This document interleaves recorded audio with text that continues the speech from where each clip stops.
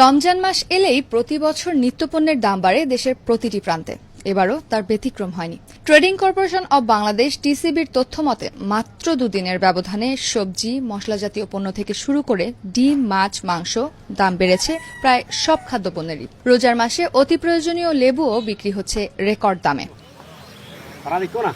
এমন ঊর্ধ্বমুখী বাজারে ব্যতিক্রম উদাহরণ সৃষ্টি করলেন চট্টগ্রামের ফটিকছড়ি উপজেলার কাঞ্চননগর ইউনিয়নের বাসিন্দা মোহাম্মদ হোসেন। নিজের ক্ষেতে উৎপাদিত সবজি প্রয়োজন অনুযায়ী বিনামূল্যে সংগ্রহের আহ্বান জানিয়েছেন স্থানীয়দের। এদিন আড়াদারি তোর মানুষ আর গাইছে আইলো গিয়ে কুশিলার নেদে দুই একজন আয় দুদি লই দিলে এত বেশি কুশিলার।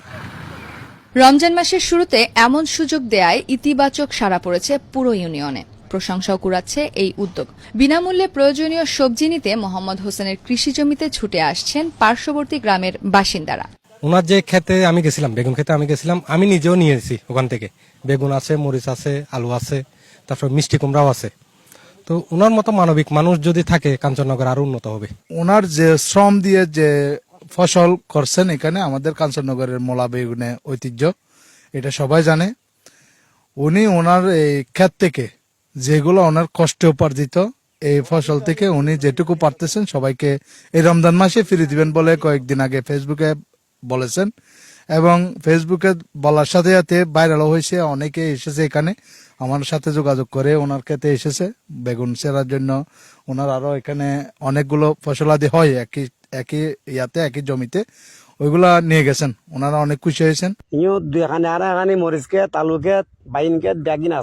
ফেব্রুয়ারি মাসের শেষের দিকে ফেসবুক লাইভে বিনামূল্যে সবজি সংগ্রহের আহ্বান জানান মোহাম্মদ হোসেন। রমজান মাসের পুরোটা সময় যাতে সবজি পাওয়া যায় সেদিকে লক্ষ্য রেখে নিয়মিত খেতে পরিচর্যা করছেন তিনি।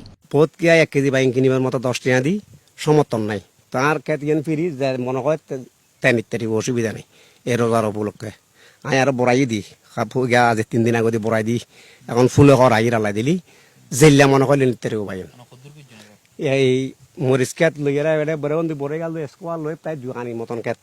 আলু মরিচ খেত, আলু টালু লগিয়ে গি মরিচও লগিয়ে তারপর দিয়ে মরিচ খেত এনতে এত আছে ইয়েনত মাই দিয়ে আছে কেজা মরিচ রোজা মাস মাই দিয়ে যার মনে হয় তেন ইত্যাদিবেন এই বাইনও আলাই দিলি ফুলে হরাই বড়াই দনে।